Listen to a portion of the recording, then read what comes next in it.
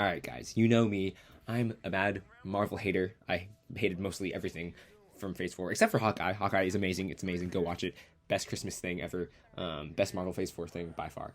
And so now The Marvels comes out, a movie with three people that no one really cares about. And it's actually like not as bad as I thought it'd be. Iman Vellani is good at what she's done. Like she's good at being funny and quirky. And Tiana Paris, like she's fine. Brie Larson is a very good actress, but she's not really given much to do. Like the action in this movie is absolutely like it's so fun. It's really nice. There's like maybe a 6 or 7 minute sequence in the beginning of the movie that they show like a little bit of in the trailers, and like that's like absolutely great. And there's two like big sequences that are bizarre and funny, and I think they're gonna either like be like really hit or miss with the audiences, and either you love them or you hate them. And I honestly thought they were both really funny. Like you have two really funny sequences that I fully enjoyed, and yeah, I think that Kamala's family was like a little bit annoying, and they were kind of the same thing every time. But honestly, overall, went in with low expectations and came out with a mid movie that was like enjoyable, had a lot of potential, wasted a lot of potential. And so it's not as bad as people are saying. People are saying it's like the worst thing ever, like the worst Marvel movie. And no, I completely disagree. There have been so many movies recently that are like much worse than this. But yeah, I kind of want to just talk about my thoughts on the movie and things like that. There will be spoilers, so leave if you don't want to hear spoilers. But yeah, like the two funny sequences that I'm talking about, the singing planet and like the Flurkin cats eating all of like the Saber agents. I thought they were funny, and like for the singing planet, like I think it's really interesting. Like technically, everyone can sing, like technically, so everyone can speak the language at that planet, which is interesting. But I wonder, like, in the same way that like Americans have bad American accents for Spanish, like if there are people who sing off key, like do they just sound like immigrants, like trying to speak English or something? I don't know. I think there's just like interesting things that come out of that. Kamala's family, I was like really annoyed with. Weirdly, like there's like the same scene over and over again. Like the mom is worried for her and like doesn't want her to be a superhero, and insert like stereotypical like overprotective immigrant mom thing. And then like the brother says something funny, and then like she goes off and fights crime or whatever. We get like 6 or 7 of those scenes, and like they're just not necessary. Like I think some people were calling them like the emotional core of the movie, but like I didn't feel that at all. Like yeah, like we get it. She has a family, and there's nothing interesting or new or interesting being added to the conflict of the movie because of them being there. I don't know. The visual effects and the VFX, like I thought they were like pretty fine. Like there were some iffy things, and like I still don't think they know how to make Captain Marvel like look good in action and in flying. But like a lot of the sets and stuff like looked like good and fine, and like there are a few shots in space and in like the opening 5 minutes that like had me like pretty impressed. I was like, wow, that looks good. That shot composition is nice. Like that looks interesting, you know. The teases at the end were like fine, I guess. I think like the actual mid credit scene, like the one with Beast and Maria Rambeau as Captain Marvel, like I don't think we care. Like we really did that in Multiverse of Madness. The X-Men thing is like cool and interesting. It's like, oh, like we see the X on the door or whatever. But I cannot get myself to like care about Secret Wars like at all. Like the faith in Marvel is just like low right now. Kamala recruiting Kate Bishop was really exciting for me, just because Haley Steinfeld is on screen again. Like Haley's just so good, and like honestly, I think Haley and Kate Bishop are just both superior versions of like what Marvel wants Iman and Kamala to be, which is like a different idea and different video. I am kind of scared that they're gonna ruin Kate though, but we'll see. Kamala does like this little funny thing where she copies like Nick Fury's speech to Iron Man in the first post-credit scene. I mean, like it's funny, but like also like maybe it's like a little bit too meta. Like, how did she know like those words were spoken? Like, no one like recorded that, right? But yeah, I don't know. This movie was like really short. It's like an hour and 45 minutes, but it was a lot of fun. Like I enjoyed it. Like, I don't think it had like too much lowbrow humor and dumb stuff like Thor: Love and Thunder or like Quantumania. And like I think it tried to do some things. It failed at mostly all of them. But like there's things where like Quantumania and Doctor Strange Multiverse of Madness were just like what is going on? And I don't think the Marvels ever like stoops that low. So like that's nice. The plot though is absolutely stupid. Like the actual villain plot, the whole like driving force of actual things. It's like about the Civil War and peace treaty between like the Kree and the Skrull, and like this revenge thing against Captain Marvel. And it's like just ineffective because it's about these Skrulls that we just don't care about it, and like there's a bunch of political and societal mumbo jumbo that isn't like fleshed out at all, and like it like really just negates everything from Secret Invasion, and it just like lacks nuance, isn't shown at all told, really boring. And I feel like I would usually forgive that. if there was like a compelling emotional core, like in Guardians 1, right? Like you have a lame villain, but it doesn't matter because like we care about the Guardians, and like that's what pulls as it like it pulls us through the movie, right? And I think the Marvels was on the right track, but it didn't quite land there. And yeah, I think there's like a really interesting setup, or like the possibility of setup. Like the first like 30 minutes of the movie, like the first act, like I was in on this movie. There's good setup, right? Like Nia DaCosta, she like pulls a bunch of random crap out of her butt to like make it happen, which is more of like the fault of other movies of being bad or just like not setting it up well in previous movies, which like is tough because she does have to like retcon a bunch of different things to get this movie's premise like even there. But basically we have like our three main characters, right? We have Carol, who's lonely. She started the Kree War and is trying to like atone for her sins. We got Monica, who's been like damaged and scarred by Carol, like never coming back, and like the blip and her mom dying and stuff. And we have Kamala Khan, who's like meeting her hero for the first time, right? And there's like a lot of stuff that you can play with these things, like with the theme and idea of like meeting your heroes and expectations versus reality and like what you believe or want to believe. And like Monica, she met her hero in Captain Marvel 1, right? And like Carol never came back, especially when Monica needed her the most, like when Thanos came, and then after the blip, when her mom died, and like there was no one there to help her, right? And Kamala, like she's meeting her hero, someone she's had so much respect for and love for, and like for Carol, it seems like she's pretty much the same person that she's been since like the 1970s in her first movie. Like she's still cocky, she's prideful, rash, irrational, right? Like, but like it's interesting because you see like Carol have this switch that she can turn on. Like there's this lonely, jaded Carol, and then there's this like Carol with like the twinkle in her eye that like Monica grew up with, right? And it's like interesting because like in this movie, Carol does mostly everything wrong. Like she destroys the Supreme Intelligence, which was like a retcon from the first movie, but like that like totally destroyed the atmosphere of Hala and like the water and the sun and air, whatever. And then like she starts this Kree Skrull War, which is kind of interesting because like this is exactly what happened in Loki season 1, right? Like the heroes kill this evil being that's in control of everything, and this evil being was like suppressing people, but like it unleashes a bunch of worse things, and we learned like the evil being was like in control. Like that homie was just like a lesser evil than what was like actually to come, which was interesting. And in the beginning, like she ignores Nick Fury and tries to intervene at Tarnax, and then gets like the entire planet destroyed, like setting off a bunch of like random chain events and stuff like that. And it's interesting because you have like Carol, this flawed hero who's like really powerful, but just like an immature person who like doesn't really know what to do. And then you have like Kamala, who really like looks up to her for like no good reason, and then Monica, who like has been hurt by her and maybe has like too much of a negative view of her or like whatever. And you can play with that because all three of these people have like different views of Carol and who Captain Marvel is, and like that's really an intriguing setup, I think.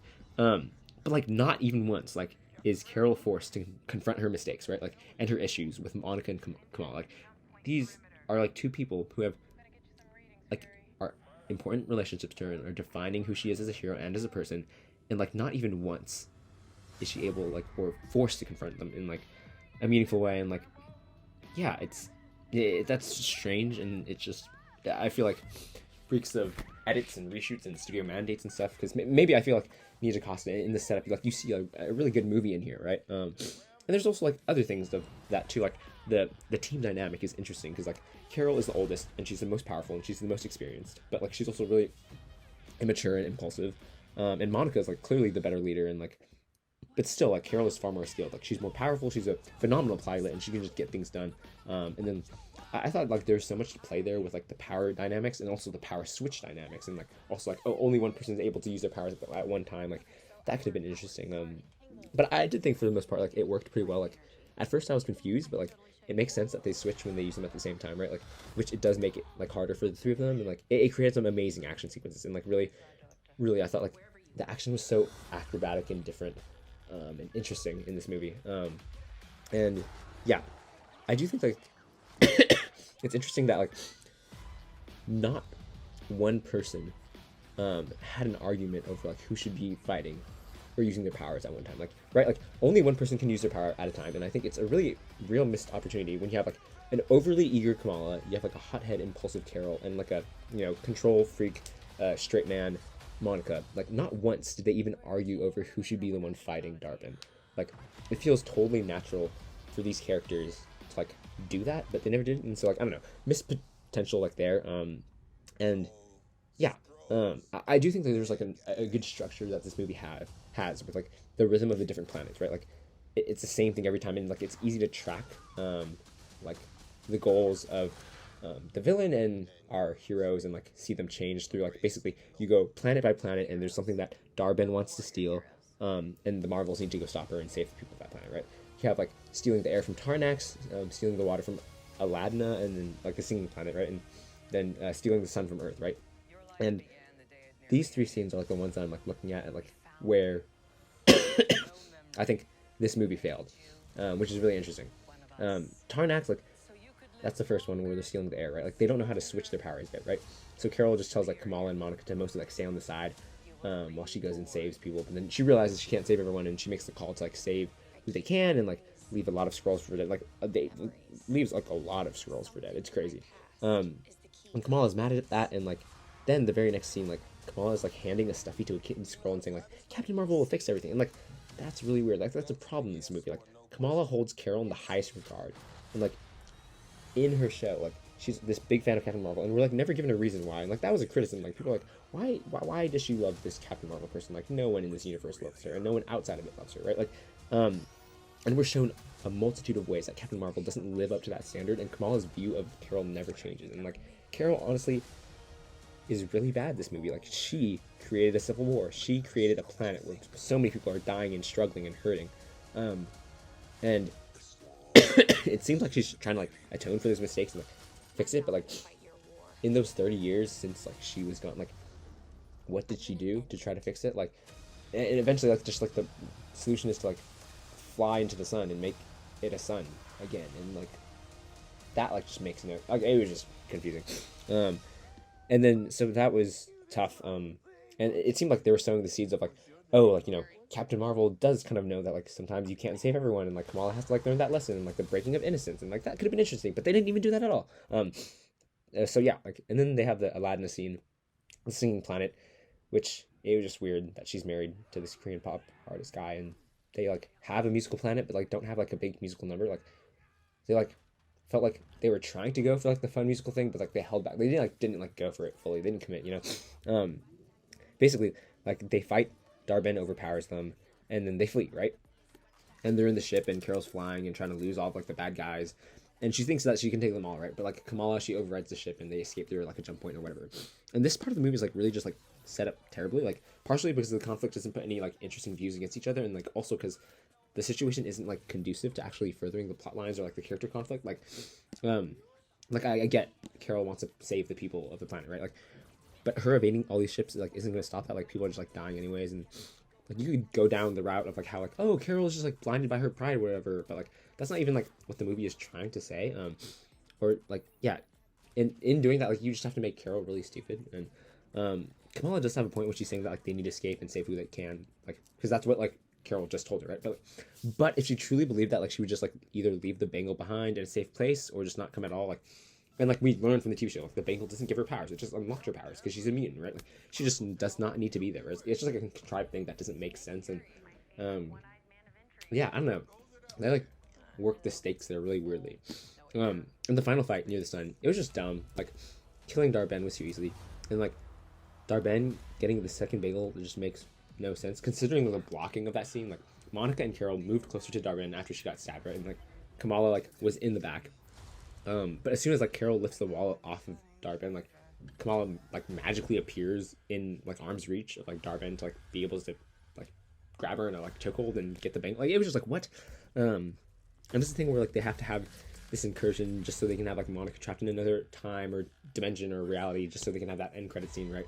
But like at this point, like it's like they've just lost so much and they've already like resolved the character conflict, which it was resolved in such a terrible way. It was like in a 2-minute conversation where like Brie Larson like had a sad face and they're like, okay, cool, that's fine. Like, man, like I want to see the different beliefs and different hurts come into action, in action, not just like them saying it and then like that, like healing 30 years of Monica's trauma or whatever.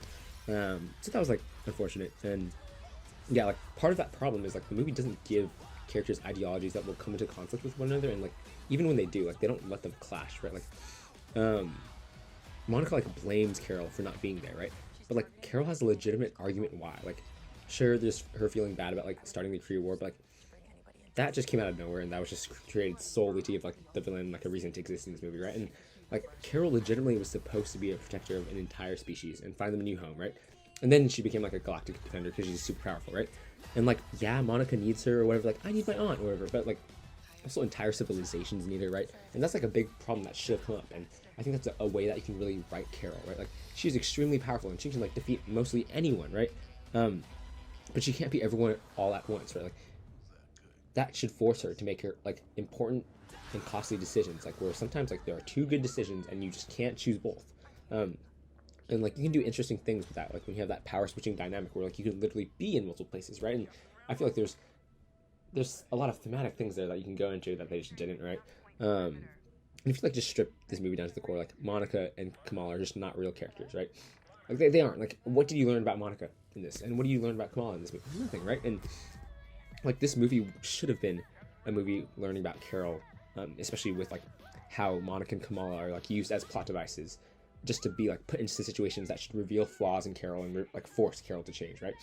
They're like utilized like that, but like Carol isn't forced to change. Like Carol is not painted in the black bad light, even though like she killed so many people, started civil wars, messed things up. And like it's really frustrating because they had so much of the framework there.